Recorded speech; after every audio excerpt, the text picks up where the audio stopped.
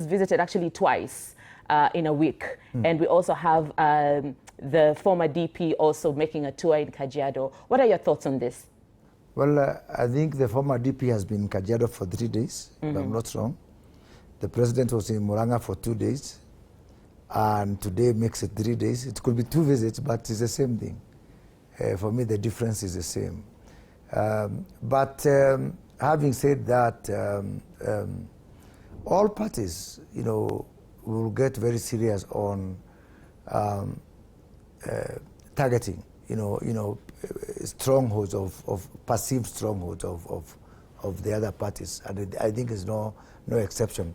The only difference is that even when the president was in Muranga, he actually covered some constituencies, didn't cover all the constituencies, and given that the president's mandate, the president has got a basket of development things to, so he has, he can actually spend. There are 7 constituencies in Muranga, and I think from what I saw, because I was in the first trip, I was not there today, but I think that if he wanted, he could actually do 7 days in a row, continuous, because there are enough things to roll out, to launch, to, and as we progress towards, the later part of the year, I'm sure with more projects coming on stream, he can actually afford to have more time in Muranga, and that's a whole difference. That's the whole difference. Now we're going to take a break, and we will be right back with more conversation with the Oracle himself, and we'll be talking numbers, so don't go too far.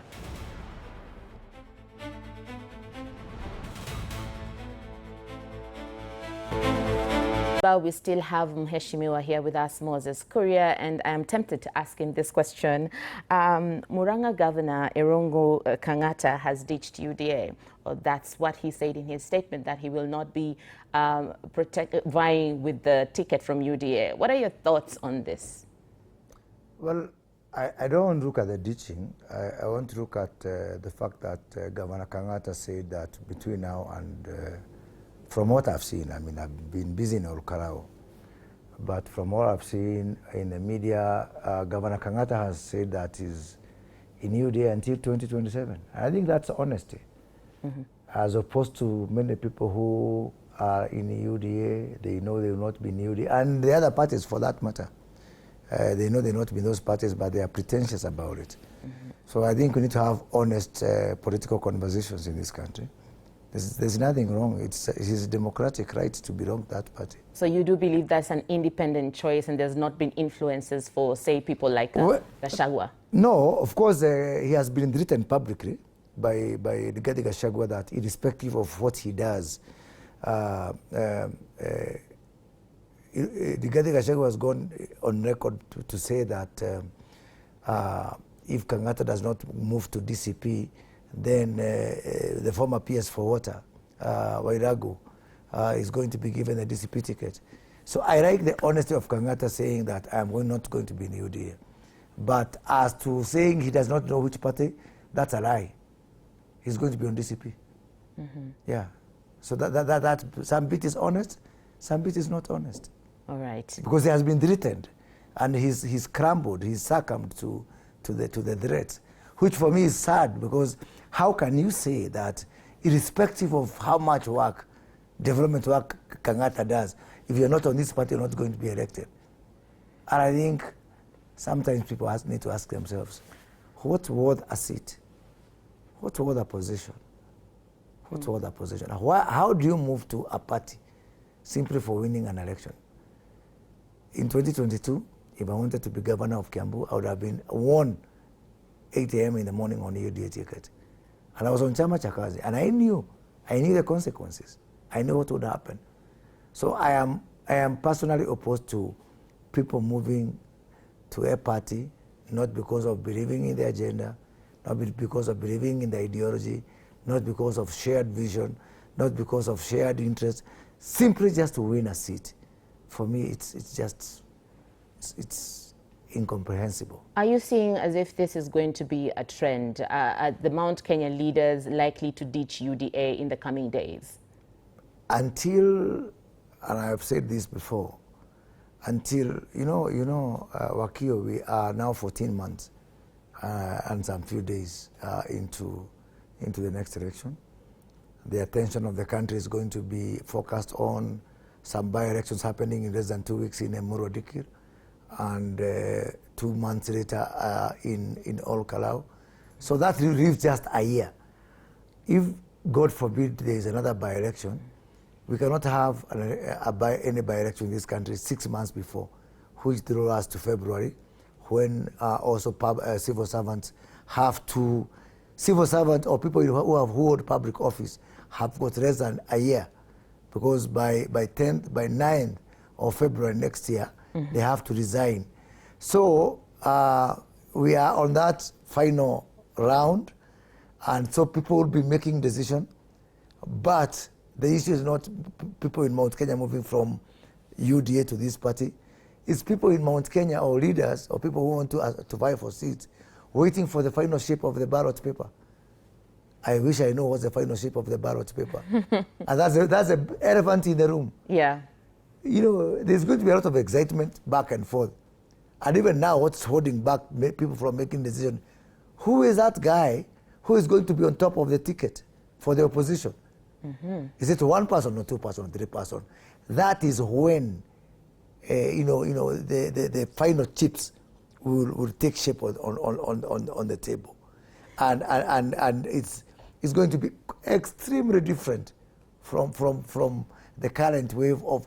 I think the moment of reality is coming when the final ballot paper is published, and then there's going to be a lot of disillusionment, and that will change so many things. That's what you believe. Yeah.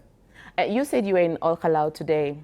The by-elections are coming up soon, so what are your thoughts? UDA, DCP, where? Well, we have three main parties: UDA, DCP, and Jubilee. Jubilee as well. The next weekend, they're going to have their nominations. So, time like this next week, we'll have again the final ballot paper of Ol Kalou. So right now, it's too early, to say anything about that. But you've noticed that DCP has attracted about 9 aspirants. What does that say about the leaders in the Mount region? Are they open to get into new parties? Well, UD has attracted 10. That's a really a party that has been existing. This is a new party from someone who's moved away from UDA. As I say, finally, it's not about the number of candidates. People come forward for all sorts of reasons. I think we have got another 74 days from now until people of Ol Kalou go to vote. So it's too early to predict anything. What I found are very meaningful conversations on the ground. I'm really excited. I'm really excited about our people are reasoning. Our people are raising points on both sides. They're asking questions. Yeah. For example, wherever I went today, and I went, a couple of meetings, they're big meetings, and people are saying, what is the best thing for Ol Kalou, given that after 16th of July, when they go to vote, it's going to be only 1 year before the next election. Which side of the bread is buttered for them, irrespective of how they will vote next year, by the way. Irrespective of how they will vote next year. So how they vote in this by-election, to me, is completely independent of how it's going to be in 2027. What do you think, regarding Gachagua putting his foot down and deciding to go on his own direction, do you think he's also threatening other leaders who are not joining him, or threatening them to join him? Going where? Please help me to understand. He just announced that he will be a presidential candidate. But you and I know that he's, what can I say, right now, and we were watching the situation at the Supreme Court, at the High Court, I believe. Until the impeachment is overturned, until it's overturned, I think it's important I make this point. Until it's overturned, and I pray for him and I wish him the best. Until it's overturned, he cannot vie for anything. He cannot hold any public office. He cannot, even if he would go back to Kenyaga Boys, where he went from Form 1 to Form 6, he cannot vie for school captain. That's our law. Thank you so much. Let's take a break and come back with more conversation with Moses Kuria.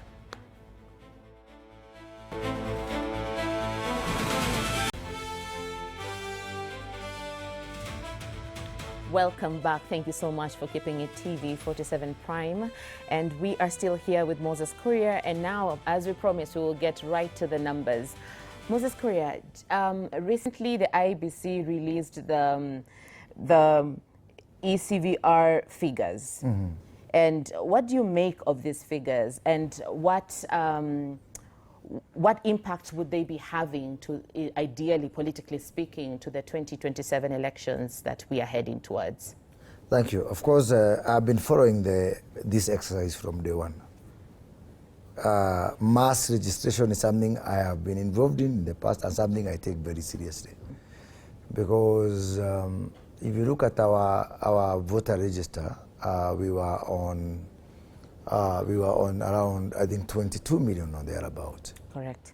So to have 2 million extra voters, 2.3, the final tally, that's a whole 10% increase. And given our elections are always the best one we got since 2013 with the new constitution was 2017, which again was, condemned by the courts.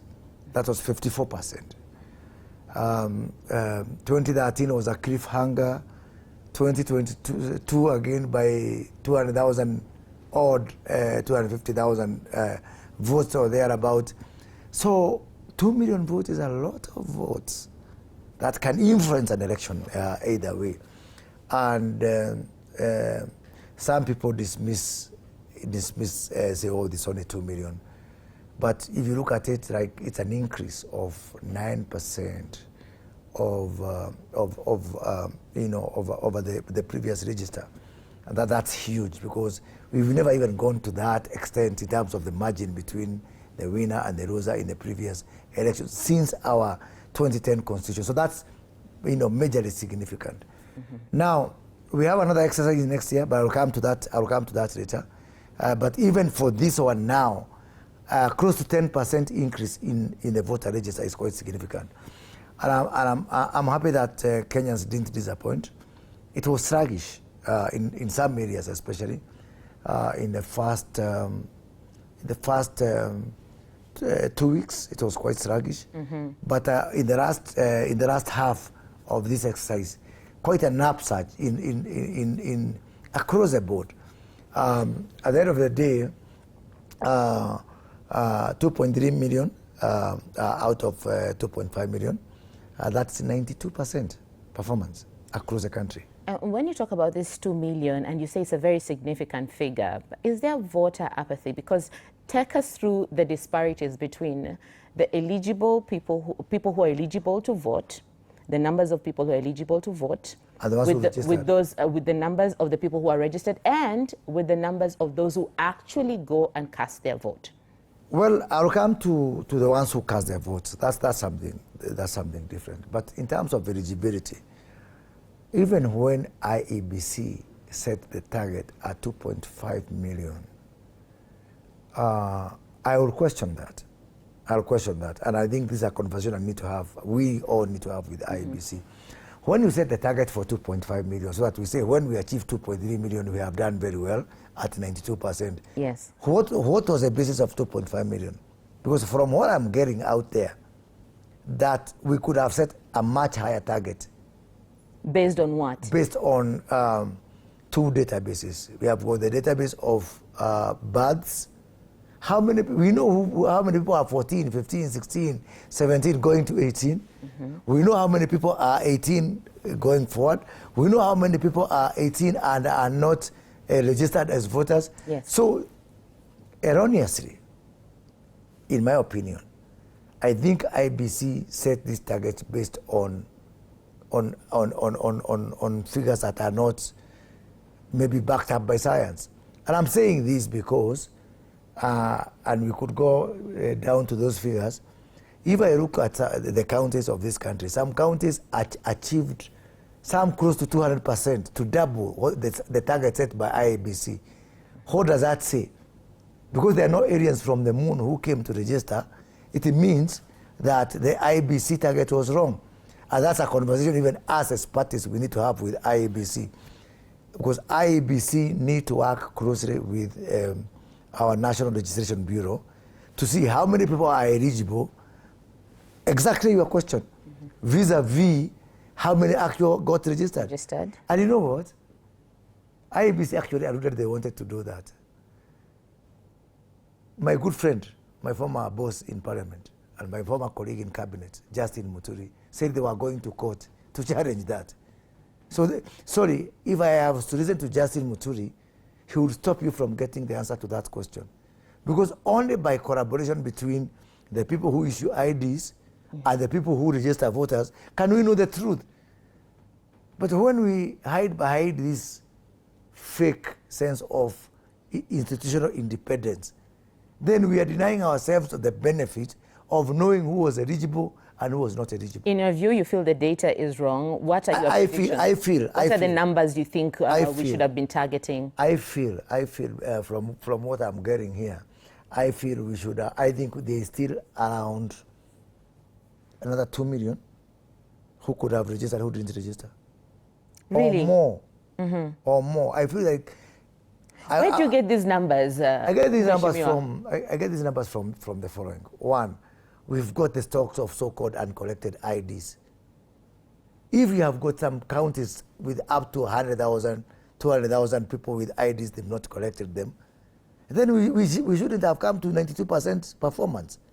And look at how many counties are saying that. And that again is data that is available from NRB, from the National Registration Bureau. We can go county by county, center by center, finding out how many IDs are there. We had people saying, oh, youths were not getting IDs. If youths were not getting IDs, how come we came to 92%? So what you're going to find now, between now and the next mass exercise, which is early next year, there's going to be a lot of organic exercise, because contrary to popular belief, voter registration has not crossed. People registered even today. People register tomorrow. People are registering throughout. It is only that the logistical support, given the budget constraint, that 30 days, yes. Within 30 days, we make it deliberately easier for people to register by bringing the kits next to where they live. But now it will be more expensive, I would say so, to move from your home to the nearest available registration center, which in this case is a constituency centers. But there's going to be that conversation, and I hope it's a conversation that continues. Nico Kadi was not a project. It's supposed to be a process. It's supposed to be a process, and smart counties and smart parties and smart interest groups are going to continue this exercise as if it is continuation of the mass voter registration. But do you feel that the voters are disengaging? Is there voter apathy? Are people feeling, William Ruto himself mentioned that his people gave the impression that his people are abandoning him. So do you think that there are voters that are actually disengaging and they do not want to participate because maybe lack of trust with the government? Actually, looking at this performance, the non-registration of or the wrong numbers by IEBC notwithstanding, I believe there was a very strong civic spirit for people to register.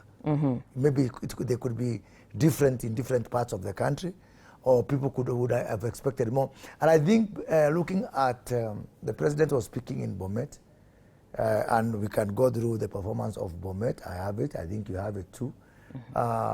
If you look at Bomet performance, where he was speaking from, I think Bomet performed extremely well. Extremely well. Let's talk the numbers. Give us the numbers. Let's open the numbers. Yeah. Open the numbers. We're looking at Bomet. Yeah. Moses Kuria is telling us how the performance was there in Bomet.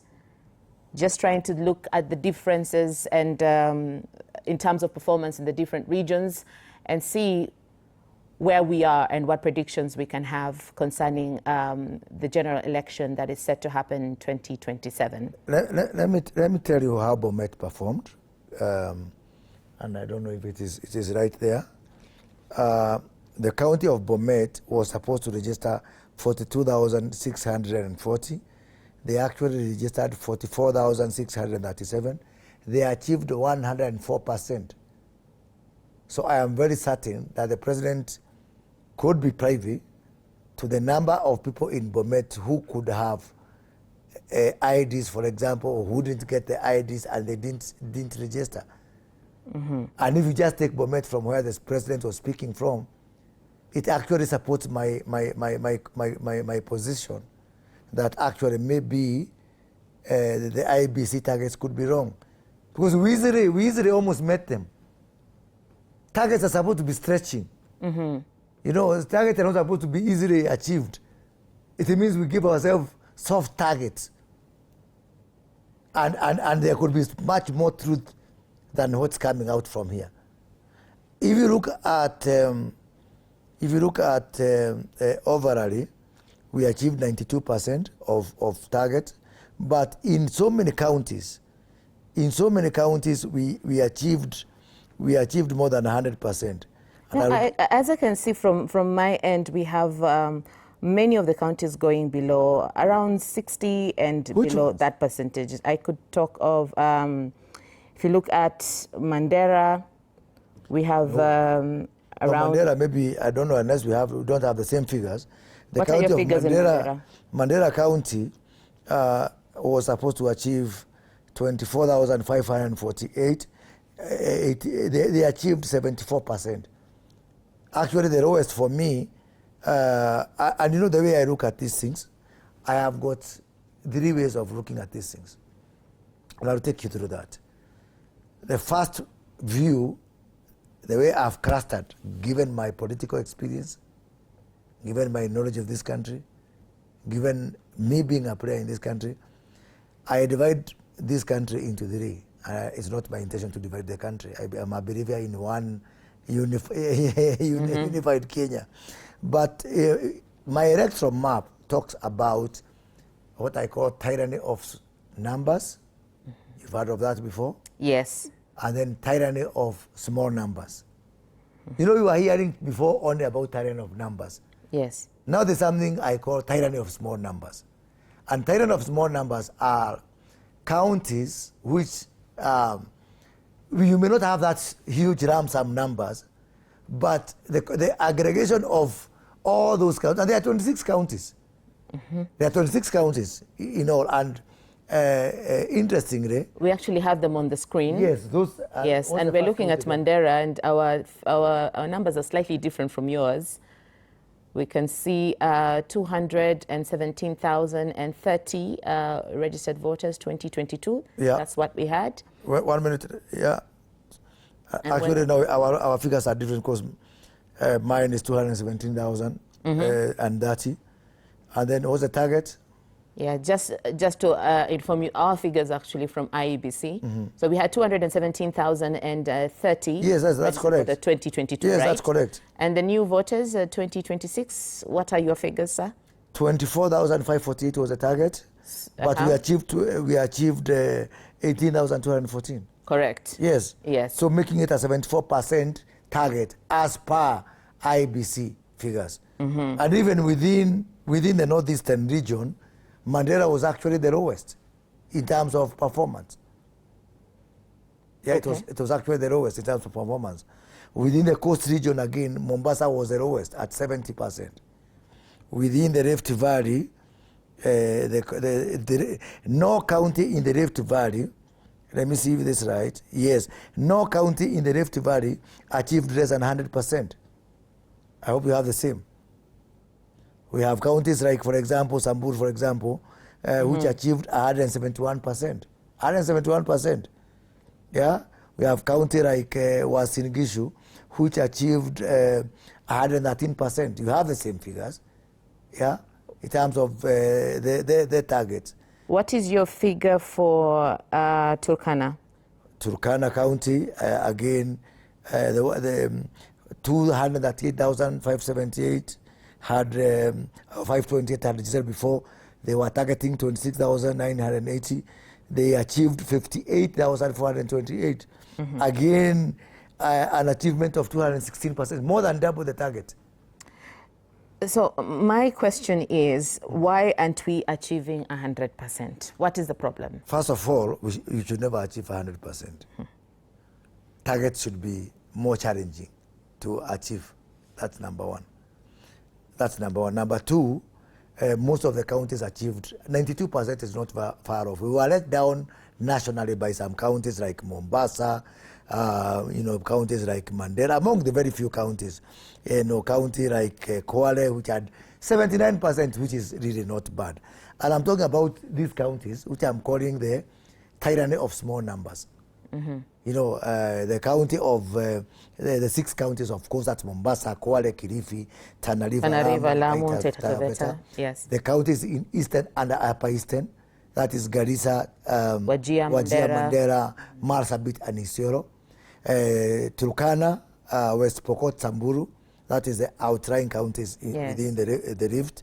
And then the counties of North Rift being Uasin Gishu, Elgeyo Marakwet, Nandi, Baringo. Counties of Central Rift being Narok, Kericho, Bomet, yeah? Mm-hmm. And then, of course, counties within the broad-based, the core broad-based, I am using this word very selectively. Busia, Siaya, Kisumu, Homa Bay, and Migori. Actually, what some people call the Ruo Nyanza, I think it is South and Central Nyanza, that's the correct word. There was underperformance in those counties. So what do these figures, as per what we are seeing and what you're sharing with us, signal politically ahead of 2027? Now, these counties, the 26 counties I've taken you through, in terms of voter registration, achieved 99, collectively, the 26 counties of what I'm calling tyranny of small numbers, achieved 99.98%, close to 100% overall. So counties which underperformed, like in the Ruo Nyanza, were compensated by counties like Turkana, etc., etc. But in terms of these 26 counties, and I'm saying tyranny of small numbers because for you to win these counties, it requires some work. You have to hunt. It's like what I call hunters and gatherers. Mm-hmm. You have to walk a very long distance for you to be able to put these counties together. But these counties achieved 971,719 new voters. So you might appear small here, small there, small the other place, 971,719 voters. Let's compare that with the other counties which I'm calling the tyranny of numbers now. Mm-hmm. The fairly larger counties where... The Meru, the Tharaka Nithi. Which is basically Meru, the Tharaka Nithi, Embu, Kitui, Machakos, Makueni, Nyandarua, Nyeri, Kirinyaga, Murang'a, Kiambu, Laikipia, Kisii, Nyamira. There are only 14 counties. Yes. And according to some people, they claim that these counties are predominantly, in the opposition. Yeah? Mm-hmm. So the tyranny of small numbers is mostly within broad-based. The tyranny of numbers is mostly within the opposition. The opposition. So if, in terms of performance, these counties achieved 84% of target. Which is less than what... Which is less than the tyranny of small numbers achieved. But when we look at the tyranny of small numbers and the counties that you spoke about, the 26 counties, in 2022, they registered about 8 million... I'm not there yet. I'm coming there, please. Are we going there? Let me take it slowly. Don't worry. Okay. Let's look at that, just this registration. Mm-hmm. Then next we ask ourselves, now, having seen this registration, what does it mean in the overall? So I'm just looking at who made efforts. We had 90 plus and 80. 98 is only 99.98. That's statistically 100%. Mm-hmm. So the tyranny of small numbers put a lot of effort and achieved almost 100%, according to IBC target, totaling to 971,000 new voters. Now, conversely, what I'm calling the green zones or the tyranny of numbers, 14 counties is not a lot of work compared with 26 counties. These counties achieved only 84% of the target that IBC had given them and registered 705,000 new voters. Yes. So in terms of the difference, the tyranny of small numbers achieved, what's the difference there? It's 200 and something. 270. About 270. That is more. So the tyranny of small numbers, which are predominantly broad-based, achieved 270,000 more in this, just in this, the one they added. 270,000 is enough to tilt an election if you saw what happened in 2022. What has been done differently? Well, you talk about effort that has been put in. Yes. What was done differently? And are we going to use the same effort, or are they going to use the same effort to actually ensure that these individuals who have registered now cast their ballot? And I'm coming there. But before I come there, so far, let us take stock. 26 counties registered 270,000 voters more in this registration than 14 counties which have got the benefit of being large counties. No, say that again, please. The difference between the tyranny of small numbers, yes, which are government leaning, and which are 26, and the 14 counties which are perceived to be opposition leaning, is, first of all, in terms of percentage of effort, the 26 counties almost achieved 100% at 99.98%, compared with the 85% for the green zone, for the green zones or the large counties, and that amounted to the small counties, the 26 counties, gaining an advantage, a further advantage they didn't have, of 270,000. Yeah? So the difference between what I'm calling the yellow zones, tyranny of small numbers, and the green zones is that between 28th of March, when we started the exercise, and 28th of April, the 30th of March, the 28th of April. Yes, yeah. April. The tyranny of small numbers gained an advantage of 270,000 more than the other counties. But let us move to the other. We have got 7 counties we've not counted for. Now, these 7 counties, which I call the swing votes, and every country has their swing votes. Yes. In America, we have got the Ohio's, the Iowas, the Pennsylvania's, Here we have the Trans-Nzoias. Yes. Trans-Nzoia, Nakuru, Kajiado, Kakamega, Vihiga, Bungoma, Nairobi. So those counties, nobody can say clearly this is opposition or government. Yes. Everybody has got a fighting chance. Now these counties, the swing votes of this country, the Pennsylvanias of this country, they have got only 7 counties. But in this voter registration, they registered, let's see, how many did they register? They registered about 668,270. What does that say? Voters. What does that say?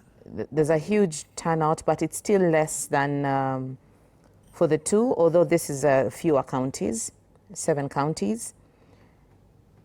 Yes. And maybe we should also compare with the registered voters that were existing in 2022. We are coming to the voters of 2022. But what I'm saying is that these counties they registered almost 100,000 new voters per county. Of course, we have got large counties there like Nairobi. Yes. We have got large counties there like Kakamega. We actually have them on screen. Yeah. Our viewers can have a look at the figures that we got from IEBC. Trans-Nzoia at 398,981. That was from 2022. And the voters 2026 is now sitting at 441,235. Because we registered 42,000. Around 63, yes, around 63%. Yeah. Turnout happened. I think if you look at it from the performance of just this particular voter registration, I'm trying to get that. I think I've got it here. Trans-Nzoia, if you go to the last slide, I think that's where it is. Trans-Nzoia achieved 124%. 124%. They were supposed to register 33,000. They registered 42,000. Yes. You've seen that? Yes. On the very last slide, not this one. If you look at Nakuru was supposed to register 119,000. They registered 89,000. So they achieved. No, they were supposed to. They achieved 85%. They achieved 85%. No, Trans-Nzoia achieved 93%. Sorry, Nakuru achieved 89%. Kajiado achieved. Achieved 104%. Another county that did very well, the Kakamega County, and it's a large county, achieved 93%. 98%. Vihiga didn't do very well. They achieved 69%. And then we have got Bungoma, which achieved 100%, actually Bungoma. And Nairobi, very well done, Nairobi, achieved 101%. So in any case, 668,000 new voters came from these 7 counties, which is close to maybe around 90, more than 95,000 per county on average. And this is where the election will be lost and all won. But I'm curious about the turnout itself. I know you said we're going to get into the figures for last 2022 much later, but I'm curious about the turnout. So yes, we are having all these voters, but will they turn out? We had around 64% for almost all these counties in the swing vote in the national turnout for 2022. So what are we looking at? What are we predicting? Are we going to have more turnout or not? Now again, I'll take you to, I think, the third slide or thereabout. In this slide, we are showing how many were registered in 2022. Yes. How many were added in 2026? So how many do we have now? Yeah, and how do they turn out? And this is very interesting. Yes. Now this is why it gets more interesting on this slide. I hope we can be able to get there. Now, again, we start with tyranny of small numbers. In these 26 counties, we have used 2 models to look at it. One, if we achieve the same turnout as it happened in 2026. Mm-hmm. You get that point? Yes. For example, Mombasa County, what was the turnout? Can you imagine what was the turnout in 2022? 641,000. In terms of percentage? 13%, we had about 43.67%. That is crazy. 43%. What is the national average of turnout? The national average of turnout was across the country was 64%. 64%, yeah. So if Mombasa vote next time according to how they voted out, how they turned out in 2022, 302,000 people will vote. Okay? Yes. If they are turned out in the same crazy way of not voting. But if they pull up their legs and they vote according to the national average, it means that 448,000 people will vote. So some counties like Mombasa have got a huge chance of catching up with the rest of the country. Yes. Yeah? And I think that this is telling. This is quite telling. Our viewers, we're talking about these figures that you can see on your screen right now. The registered number of voters in 2022 and the new voters that we've just added. And we're also trying to analyze the turnout from 2022 and the prediction that will change the vote if something different happens with the turnout. You were saying Mombasa, if they up their game and we reach even, say, the average of 64%. The national average. Yes, the national average of 64%, there will be a huge There'll be a huge difference. Yeah, there'll be a huge difference. Let's take another county there in the small numbers, in the tyranny of small numbers. Kwale County, if they vote, you know, they had a turnout of what was the Kwale County turnout? I think if you can 54.78%. Again, which is lower than the national average. So if they vote according to the bad habits of 22, 195,000. If they vote according to if they catch up with the rest of the country, 231,000. But you must also notice that in the yellow zone, we have a lot of 70s plus. Those ones are not changing. I'm just assuming they remain the same. Yes. If you are higher than national average, my prediction is that you remain the same. Mm-hmm. Yeah.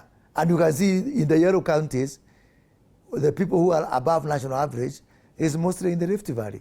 That is likely to come down. In any case now, it's likely to go up. In any case.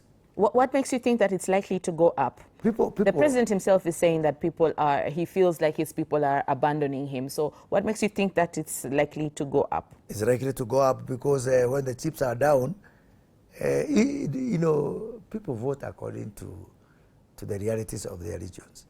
And I'm expecting some of these 26 counties to really do a lot of catch-up, not just in the next voter registration, 3 things. 1, between now and the next mass voter registration, from the next during the next voter registration, mass in around February next year, and then the actual turnout. Because this is going to be a very emotive election. And regions, especially regions with presidential candidates. And clearly, Rift Valley is one of the regions which will have a presidential candidate. Yes, already you can see most of the counties, in terms of the IBC target, which I believe is depressed, they have overachieved.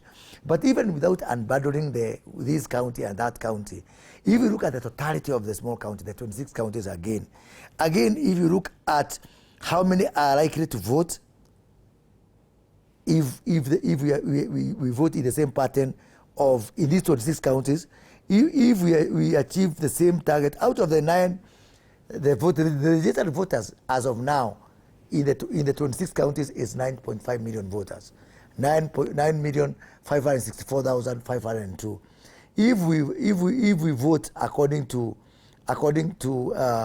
the voter of the current one now, according to the current voters we have now, and then we apply the one that voted before, we are going to achieve voters of 6.3 million people who turn out to vote. But if if the counties that were below national average catch up, it's going to be 6.696, almost 6.7 million. So that means they will gain around another 400,000 votes.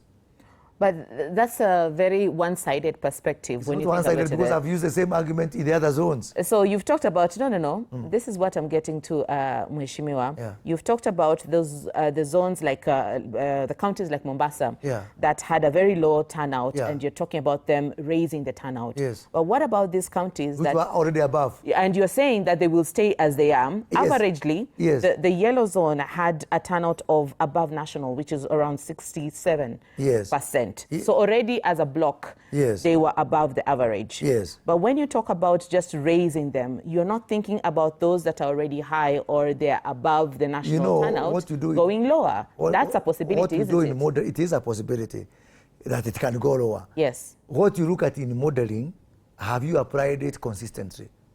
You get the point. So if I was applying that principle only in the yellow zones, are not in the green zones. So let's look at the green zones. Let's look at the green zones, please. Because the same argument I followed, and which I believe is scientifically, it can be taken to any university and be challenged by statisticians, because there is uniformity, fairness, evenness of how you apply, mathematical models.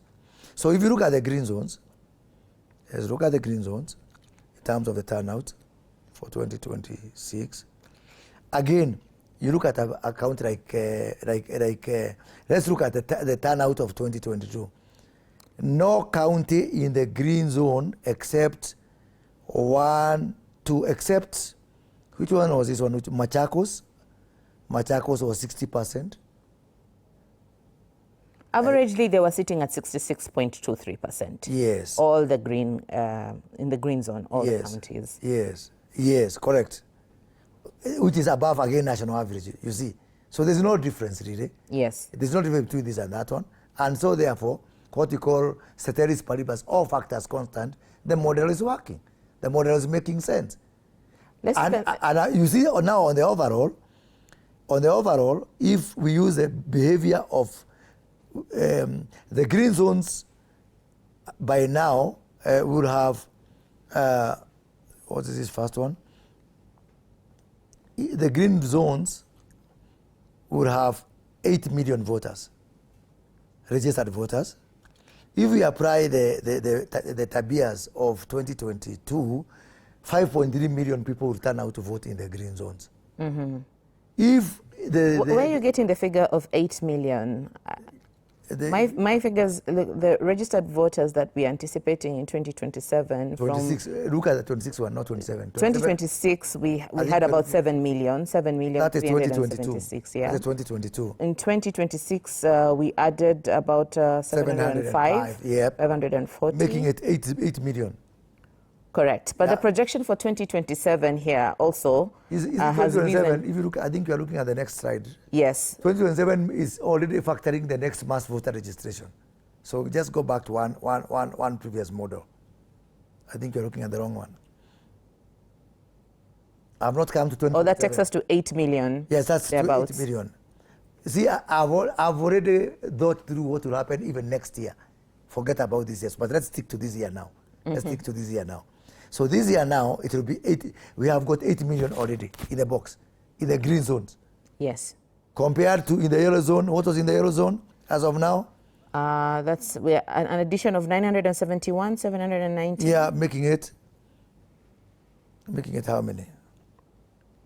That comes to about 9 million. Correct, or thereabouts. Or thereabouts, like yeah. Yeah, something like that. But now let's look at this green zone. After adding the 800,000 votes, so that takes them to around how much? 9 million or 8 million? 80 million voters. 8 million voters. 8 million voters. Yes, it takes us to 80 million voters. And so, how many do they gain? How many do they gain if they improve on the vote on the? About 1 million. No. From 7 million to, or if they change, if they change their behavior and they go to rise the national average. Yeah, even the laggards. If the laggards vote to. But they're already above the national average. Yeah, but you know, if they are boosted by the few laggards who are below the national average, they will increase the likely voters from 5.3 million voters. Are we together? Based on which data, Lakini Mheshimiwa? Based on the data of the 8 million and the 66%, which was the average. Yes, that was their average. Yes, 66 million, 66% of 8 million voters is 5.3 million voters they're likely to get. But if they fix a few behaviors, it is likely to be 5.378. There is no difference. They're not gaining anything. Okay. Yeah, they're not gaining anything. So whereas the Euro zones have got a potential of adding another 400,000 votes by fixing the voter turnout, the green zones are already maxed. Okay. Yeah, you get the point. I get the point. Yeah. And I'm loving the discussion with these numbers, but I want to get a little bit personal with you and look at your predictions for yourself in 2027. What are your plans, Mheshimiwa? I think that is quite disruptive. Yes. I came here as an analyst, so let's not talk about myself right now. But why not? We are talking about 2027, and we will definitely come back to the numbers. And we are getting a lot of feedback. People curious about the plans that you have. No, I'm going back to Parliament, so there's nothing to write home about. And there's one answer, and then we continue with the numbers. So you're going back to Parliament. It's a very consequential statement. Fine, yes. But I would like to delve a little bit deeper on it. You're going back to Parliament, and you were interested in the gubernatorial seat. You wanted to be the governor. Yes. Why that shift now? You see, I've spent quite some time in this administration in the national government. And I now know where my strengths are. My strengths are in national. What are those qualities maybe you would like to tell us? What are those qualities or experiences that you've had since 2022 or even before? I was in the county of Nyandarua. If I was in the governor of Kiambu, I would have no business being in Nyandarua County. And I'm a very national figure. I can hold a rally in any corner of this country without a local politician. And that's a fact I like. I enjoy that fact of being national. You take me to Taita, I'm Taita. Take me to Kisumu, I'm Kisumu. Take me to Garissa, I'm Garissa. That is one thing I want to harness, but I just hope we could stick to the figures. Because that's what we are going to go back to the figures. You're a national figure, but you're still going to the grassroots. That's where my curiosity is. Why are you going to the grassroots? You are mixing two things. Every time we talk about numbers, numbers are about science. And you need to divorce the messenger from the numbers because those two now get blurred. So I can come another day, we talk about me until cows come home. For now, I would rather stick to the science of numbers. Because I think it's very important that you call me here, we educate the viewers on numbers and why are numbers important? And why is it important to have this conversation now? Because I've seen so many people in this country, they reason with their village. They think only your village will vote. And by the way, I was on another national television in the middle of this voter registration. And when I made my prediction, those areas were lagging behind. I saw them, especially on the green zones, come up. So I believe what we do on this kind of platform is very important, because it helps people to think maybe more nationally, to think more rationally, and to be able to see that, do not think that because you are in Murang'a or Nyeri or Kisumu or I don't know, Nyamira, that the way your village is thinking is the way the rest of Kenya is thinking. We have got 47 counties and a very diverse country. And a lot of people make the decision based on the wrong things. And then what does that lead to? Lifestyle diseases, heart attacks, shocks, when results come and they're not what you expected. And I'm saying this, for example, me, I'm from Mount Kenya region. These figures are portending, before I had a gap of 1 million of the green. I'm just comparing the green and the yellow. And ceteris paribus. I know many things will change. Why was yesterday Jubilee Party in Narok County, and today the president was in Murang'a County. Narok is in yellow, according to the model you have. Yeah? Murang'a is in green. So, from where we are, it doesn't mean that it's going to start that way. You're going to have people in the green zones hunting in the yellow zones, like Jubilee was doing in Narok County. And you're going to have the president and his team of broad-based going to the green zones and hunting there. So, two things matter. One, where are we starting? What's the starting point? As of now, as per my models, before I look at the 7, what we call swing states, battlefield counties, the yellow zone, the small counties, the pro-government counties, now with this voter registration, for reasons I've given you step by step, have increased their margin. And I have followed. Yes, have increased their margin from 1 million to 1.7 million. Ceteris paribus. Ceteris paribus. So where does the opposition, or where does the government stand? Where does the opposition or the government stand in 2027? As numbers favoring the government? Or then? As of now. Now they are favoring the government. Because just by looking at a very laid-back approach which I have taken here, by assuming that all 26 countries, that there will be no opposition, there will be opposition. Or by assuming a whole 14 countries, which are very populous. Like Kiambu, my own county, now we are at 1.4 million. I have donated that 1.4 million, all of it to government, to opposition, which is very crazy of me to do. But it is a good basis to start from. But even with that laid-back approach, the government has got 1.7 million. It was 1 million before this voter registration. But by the opportunity for them to increase the turnout, by how much they increased the gap following this voter registration, they have increased from 1 million to 1.7 million. Then now the game starts. You know now the real game starts now. Now, what will happen from now going forward, Wakio? The government will be doing two things. It will be protecting its 26 counties and its perceived advantage with these 26 counties, and ensuring they don't lose any of that. Two, they will be going to the perceived opposition stronghold, increasing, for example, my allocation of Kiambu County from 0 to something. So the real game starts now. What will the opposition be doing? The opposition, they'll be doing the same. Thank you very much. So the jury is out. It's a game of effort. It's a game of moving parts. There's going to be a lot of moving parts. I can only, based on, as a scientist, as a data scientist, I can only base on assumptions, and I've made bare my assumptions. Some of them could be right. So, some of them could be wrong. They could be wrong on this side and on that side. But I'm just saying, with my 3 decades of doing similar exercises, I can hardly get it wrong. So let's look at the Gen Z vote. Yes. Yeah. Where would you place Gen Z vote? In the yellow, in the green, in the... No, everybody has their Gen Zs. Yeah. Just like I've got Gen Zs in my house. Gen Zs, they usually say they're tribeless. Yeah, precisely. So they can't be put in these zones that are regional and very tribalistic. Remember, I have told you we have only added 10% to the basket. Let us assume that is the 10% that is Gen Z or thereabout. Still, it will take, before the demographic nature changes from 2022 going forward, if we could have said we have increased, for example, and let's see what happens in the next voter registration. But as of now, 70% of the factors that are going to determine this election are like the other one, are like the previous election. Okay. Number two.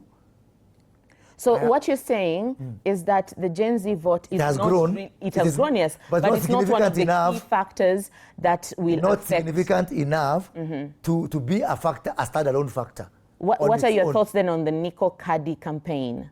The Nico Kadi has been embraced. Is it going to reflect in the 2027? Of course, it's going to reflect. It's going to reflect. Significantly or not? Not significant enough as to be the sole determinant factor. And I'm saying this also as a politician who wants for votes. My first thing when I go to my village in Gatundu, Wapi wa mama.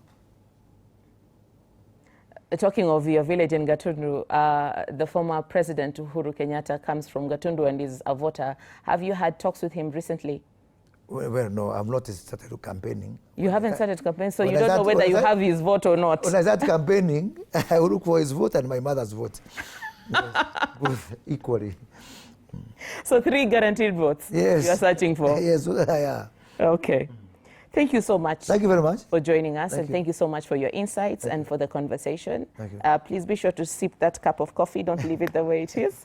And that brings us to the end of this conversation. We are very happy that we had a chance to just look at those numbers, and we'll be looking at those numbers even more as we head towards the general election in 2027, because as the Oracle says, it's all about the maths. My name is Wakio Mzenge, and thank you for watching. Have a good night.